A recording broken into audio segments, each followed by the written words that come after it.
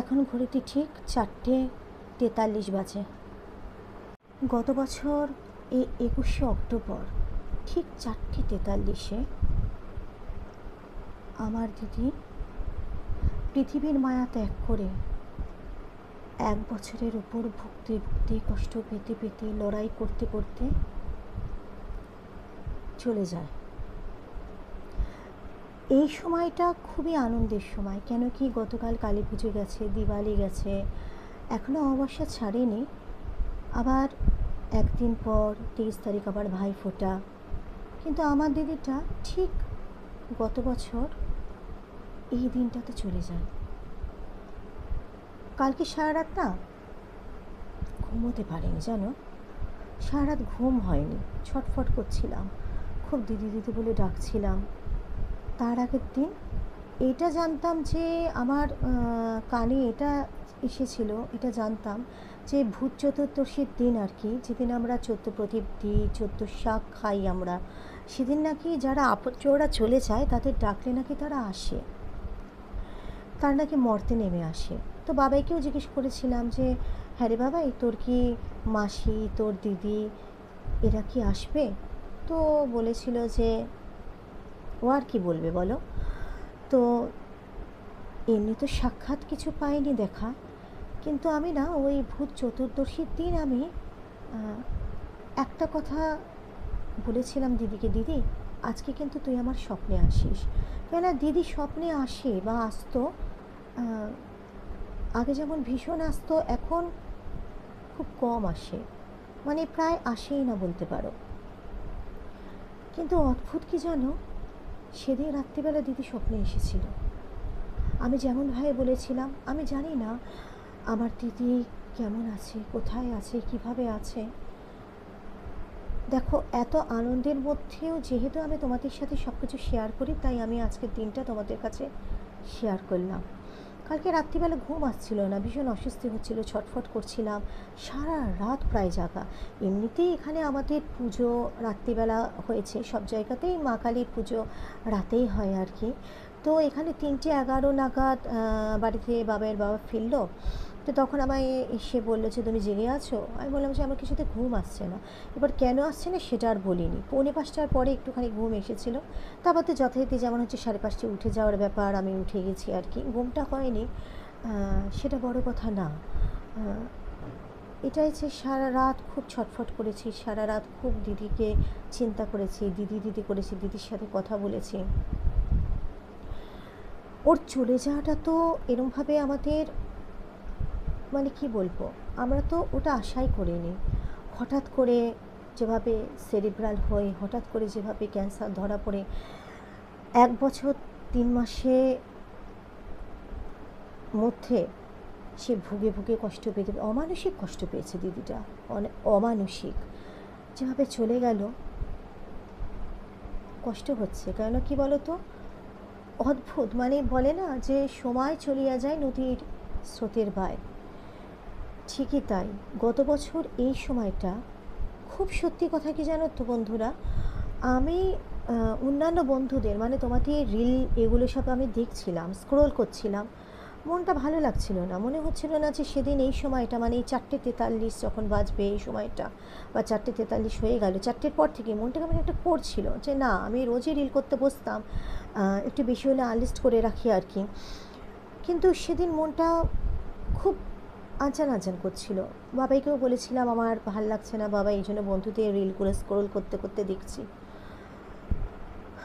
অদ্ভুত লাগে জানো তো, যে সেদিন 4:45 নাগাদ বাবাই কাঁদতে কাঁদতে বাথরুমে ঢুকলো, ওয়াশরুমে বেরোলো। আমার মা তো হসপিটালে ভর্তি ছিল, দিদি দুর্গা ষষ্ঠীতে ভর্তি হয়েছে, আর আমার মা দুর্গা দশমীতে, বিজয়া দশমীতে।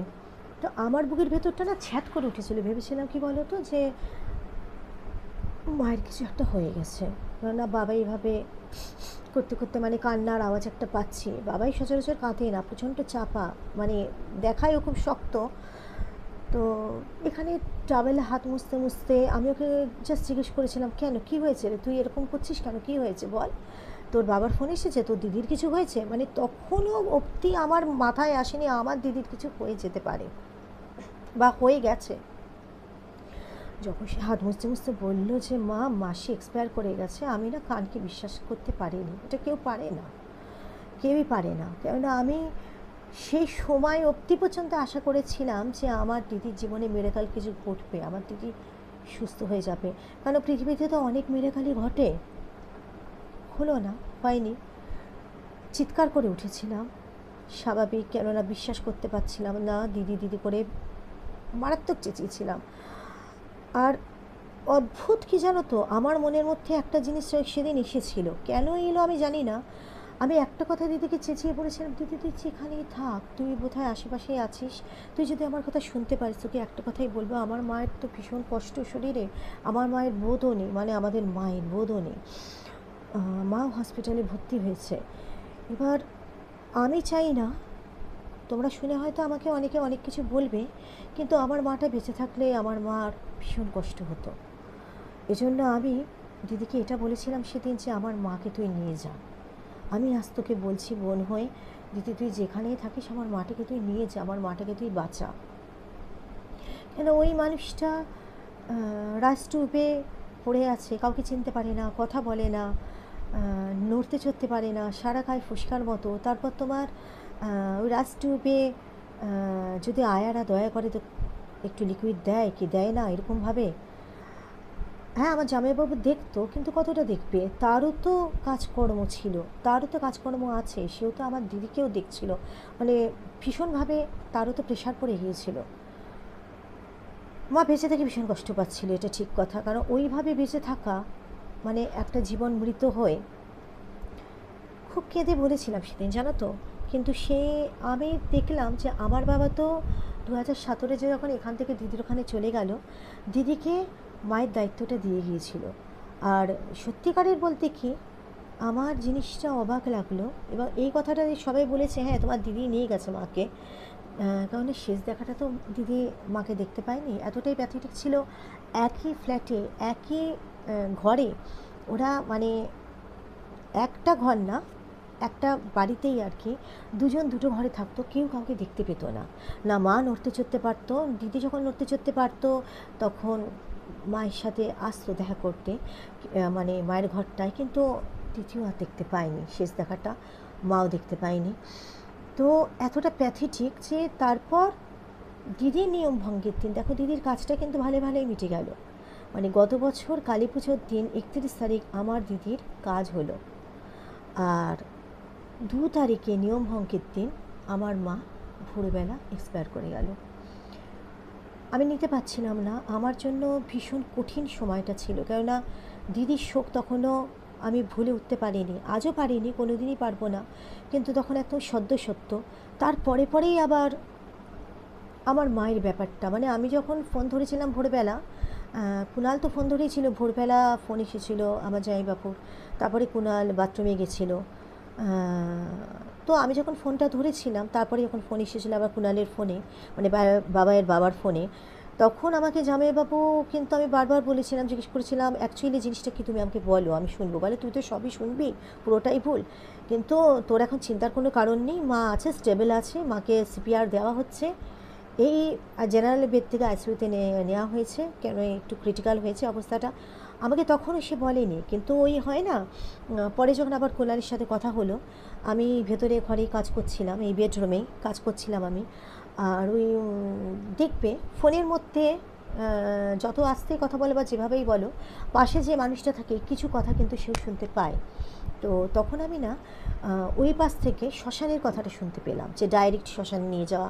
তো সেই সময়টা আমার মানে মানে ছাত করে উঠে বুকের ভেতর চেঁচিয়ে উঠেছিলাম, শ্মশান কেন বলছি কুণাল, শ্মশান কেন বলছি, কী হয়েছে বলো না, বলে চেঁচিয়ে উঠেছিলাম। তো তারপরে ওর কথাটা তো বলা হয়ে যাবার পরে তখন আমাকে কুণাল বললো সকাল 7টায় তোমার মা এক্সপায়ার করে গেছে। আর এইটা হচ্ছে তখন প্রায় 7টা কুড়ি ফুড়ি এরকম সময় হবে আর কি, যখন এই কথাগুলো কুণালের সাথে আমার জামাইবাবু বলছিল। কেননা সেদিন তো দিদিরও নিয়মভঙ্গ ছিল, বাড়িতে নিয়ে যাওয়ার কোনো প্রশ্নই ছিল না, এবং মানে প্রচুর আত্মীয় স্বজন ছিল বাড়িতে। তাছাড়া ওখান থেকে আর বাড়িতে নিয়ে গিয়ে কী হবে, কারণ আমার দিদিটাও তো আর ছিল না। সেখান থেকে সোজা কেওড়াতলায় নিয়ে যাওয়া হলো। মানে কতটা আমার পক্ষে ভীষণ টাফ হয়ে গিয়েছিল, কিন্তু বলে না পরিস্থিতি, মানে আমি শুধু চিৎকার করে কেঁদে উঠি, এটাই বলেছিলাম যে আমার তো কেউ থাকলো না, একদিকে সব শেষ হয়ে গেল, পুরো শূন্য, কেউ থাকলো না বলে কুণালকে জড়িয়ে ধরে কেঁদেছিলাম। কুণাল আমাকে বুকে টেনে নিয়ে একটা কথা বলেছিল, আমি তো আছি বুল, বাবাই তো আছে, আমরা তো আছি। তা যাই হোক, আজকে সেই দিনটা 18 তারিখ, 18ই অক্টোবর আমার জন্মদিন। 18ই অক্টোবর গত বছর আমার দিদির ফুসফুস কোলাপস করে গিয়েছিল। সেদিন একটা ভীষণ ভয়ের ব্যাপার একটা ছিল, আতঙ্কের ব্যাপার, একটা চিন্তার ব্যাপার, খুব কেঁদেছিলাম, কেঁদে কেঁদে রিল করেছিলাম। সেই সময়টা রিল করতে করতেই তখন বাবাই আমায় ওই ঘর থেকে এসে খবর দেয় যে মাম্মা, মাসির হঠাৎ করে প্রেশার প্রচণ্ডভাবে হাই হয়ে আবার ফল করে গেছে, দুটো ফুসফুসি কোলাপস করেছে, তো এখন স্টেবল আছে মাসি। তো তারপরে 19 তারিখ মোটামুটি ঠিক ছিল, কথাটা তো বলেছিল, 20 তারিখও। তারপরে 21 তারিখ সকালবেলাটা একেবারে মানে ঝিমিয়ে পড়েছিল মানুষটা। তো পরে আমাকে আমার জামাইবাবু বলে, আমি তোর দিদিকে জিজ্ঞেস করেছিলাম, লড়তে তো হবে, তোমাকে তো বাড়ি নিয়ে যাব, কেন কি দিদি সোমবার চলে গেল, আর সেই দিনেরই পরে মানে 2 দিন পর ওকে রিলিজ হওয়ার কথা ছিল, হসপিটাল থেকে রিলিজ করে বলেছিল।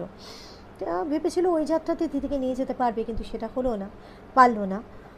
কিছুই তো আমাদের হাতে না, সবই তো ভগবান দেখছে, সবই ভগবানের হাতে। তো কথা বলার অবস্থায় তো ছিল না, তো বাপিতা তখন বলেছিল লড়াই তো করতে হবে, কেন, তখন আস্তে করে নাকি মাথা নাড়িয়েছিল, আর তখন বাপিতা বলেছিল কেন তুমি আর পারছো না, শুধু নাকি আস্তে করে বলেছিল, আর নাকি তার ক্ষমতা নেই পারার। মানে যেদিন চলে গেল সেদিন সকালবেলার কথা। আর সেই সময়টা তোমাদের আগে ভিডিওতে বলেছি, যেই মুহূর্তে আমার দিদি পৃথিবী ত্যাগ করলো, সেই মুহূর্তে দিদির ছেলে, দিদির হাজব্যান্ড দিদির সামনেই বসেছিল, কেননা ওর যেভাবে সব কিছু ফ্ল্যাকচুয়েট করছিল, প্রেশার থেকে আরম্ভ করে সব কিছু পাস বিট। তো ম্যাডাম মানে ডাক্তার, যার আন্ডারে আমার দিদি ছিল, সে আগে দেখে দিদির জন্য বাড়িতে খবর দিয়ে দিয়েছিল, যে বুঝতে পেরেছিল যে কিছু তো হতে চলেছে, তো যাতে বাড়ির লোক চলে আসে তার আগে। দেখো, সব কিছু শেয়ার করি বলে এত আনন্দের মাঝখানেও তোমাদেরকে এই কথাটা আমি আজকে বললাম, জানালাম। দিদির জন্য অনেক কেঁদে কেঁদে ভিডিও করেছি, ভিডিও করব বলে কাঁদিনি, কান্না এসেছে, খুব কেঁদেছি।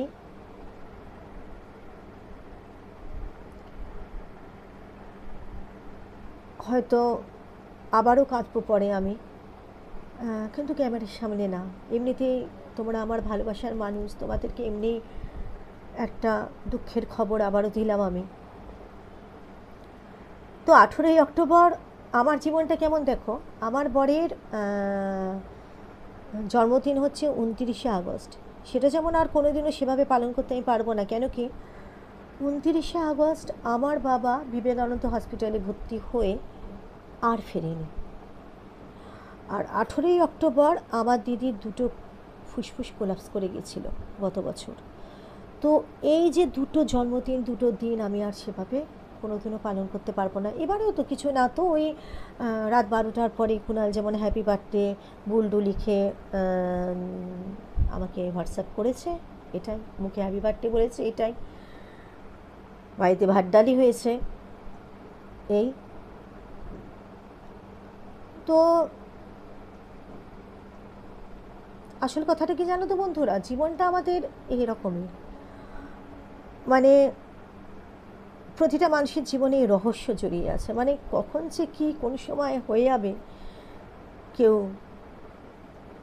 বলতেই পারে না। আমাদের ভবিষ্যৎটাই একটা রহস্যময়, আমাদের জীবনটাই রহস্যময়, এটাই। যাই হোক, তো এটাই বলার ছিল। আর হ্যাঁ, আর একটা কথা যেটা বলছি, আমার মা গত বছর 2 নভেম্বর চলে গেছে। আমাকে ছেড়েই বলবো, আমাকে ছেড়ে চলে গেছে আমার মাটা। তো কালকে 22শে অক্টোবর আমার মায়ের বাৎসরিক, ভালো করে করব। কীভাবে দিনগুলো চলে গেল, এই সেদিন পুজো ছিল, মানে গত বছরে পুজোর কথা বলছি, হট করে এবছর এই পুজোটা চলে এলো তাড়াতাড়ি। কীভাবে আমার দিদি চলে গেছিলো গত বছর, কষ্ট পেতে পেতে লড়াই করতে করতে। বাঁচার খুব ইচ্ছে ছিল জানো তো, ওই যে তোমাদেরকে ভিডিওটা দেখলে তোমরা আবারও শুনতে পারবে সেটা, যে আমার দিদির অদ্ভুত, যেটা কখনো হয় না। প্রথম কথা তো ডাক্তাররা বিশ্বাস করতে পারছিল না, আর কারণ অনেক লড়াই করেছে, 1 বছরের ওপর মারাত্মকভাবে লড়াই করেছে, 30টার ওপর রেডিয়েশন। ডাক্তারবাবু তখনই বলে দিয়েছিল, মানে সায়ন্তনাকে, আমার ঠিক এখন আপাতত মাথায় আসছে না, অ্যাপোলোর ডক্টর। তো সে এত রেডিয়েশন নেওয়ার ক্ষমতা কারোর থাকে না, রেডিয়েশন নিতে নিতেই সে শেষ হয়ে যায়। তো বাচ্চার একটা ইচ্ছে ছিল তার, ডাক্তারও এই জন্য ভেবেছিল যে দিদি লড়ছে, বাঁচবে। আর সবচেয়ে বড় কথা যেটা তোমাদেরকে আমি জানিয়েছিলাম, একটা মানুষের কিভাবে বাড়ি ফেরার ইচ্ছে থাকে, কিভাবে বাঁচার ইচ্ছে থাকে, কারণ ওর তো সব স্বপ্নগুলোই অপূর্ণ থেকে গেল। তো অনেক রকমের স্বপ্ন দেখেছিল। এক তো বাঁচার খুব ইচ্ছে ছিল তার, অনেক জায়গায় ঘোরার ইচ্ছে ছিল তার, যেহেতু তার ছেলে জাপানে থাকে। তার ছেলে অনেক বড় হোক, মানুষ হোক, মানুষের মতো মানুষ হোক, সুস্থভাবে ভালোভাবে বেঁচে থাকবো, আমি মাসুক হয়ে সবসময় তাকে আশীর্বাদ করি। আর সে অনেক অল্প বয়সে তার মাকে হারিয়েছে, সেদিক দিয়ে চিন্তা করলে অল্প বয়সে, কারণ এখনও তো নিজের পায়ে দাঁড়ায়নি বাচ্চা। আর দিদি স্কুলের টিচার ছিল, সেই চাকরিটাও কমপ্লিট করতে পারলো না। ইচ্ছে ছিল বটিফায়ার পোস্টের পরীক্ষা দেবে। আরও যেটা বলেছিল, বল আমি তো রোগা হয়ে গেছি, আমি দেখিস আর ওই ঠান্ডা লুচি খাবো না, খুব মানে ও ঠান্ডা লুচি ভীষণ ভালোবাসতো, ময়দার ঠান্ডা লুচি, মানে ফ্রিজ থেকে বের বের করে করে খাওয়া, বলে এগুলো আর খাবো না, ঠান্ডা লুচি ঠান্ডা চপ এগুলো আর খাবো না, আমি রোজ রীতিমতো ব্যায়াম করবো, এরপর থেকে তুই আমাকে পুরো ডায়েট বলে দিবি, মুখে রেডিয়েশন দিয়ে দিয়ে কেমন আমার। ও তো খুব ফর্সা ছিল, আমার দিদি খুব ফর্সা, প্রচণ্ড ফর্সা ছিল, চেহারা খুব সুন্দর ছিল, বড় বড় টাটানো চোখ, আমার মতো ছোটো ছোটো চোখও না। আর আমি তো ফর্সাও নই, সত্যি কথা বলতে আমার রঙটা অনেকটাই চাপা। এখন চেহারা অনেক মোটা হয়েছে বলেই বলে না, ওই চামড়া স্প্রেড করে যায়, সেই হিসেবে আমার গায়ের রঙ যতটা হয়েছে ফর্সা এখন হয়েছে। বলেছিল তুই আমাকে প্যাক লাগিয়ে দিস আমি যখন পুরো সুস্থ হয়ে যাব। তোর ভালো হওয়া মানে কি পুরোপুরি সুস্থ হয়ে ভালো হয়েও চলে গেল, মানে ও এখন এমন ভালো আছে, ভালো থাকুক এটাই বলবো।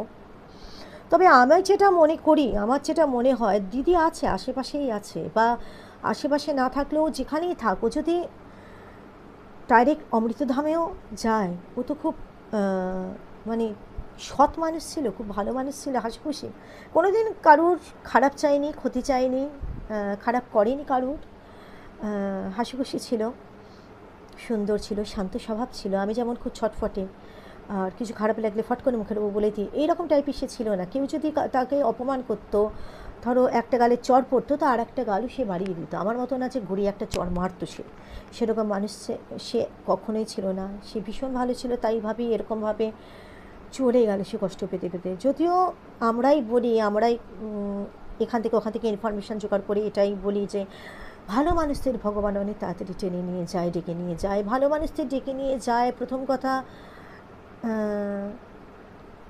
ডেকে নিয়ে যায়, এটা তো বড় কষ্টকর ব্যাপার, আমাদের মধ্যে থেকে সেই মানুষটাকে নিয়ে চলে যায় ভগবান, কিন্তু সেই মানুষটাকে কষ্ট দিয়ে দিয়ে কেন নিয়ে যাওয়া, এটাই কথা।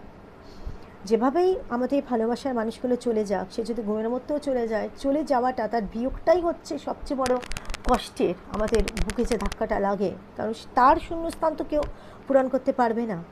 আমার দিদি, আমি আমার দিদিকে দিদির মতো করে ভালোবাসি, আমি কষ্ট পাচ্ছি।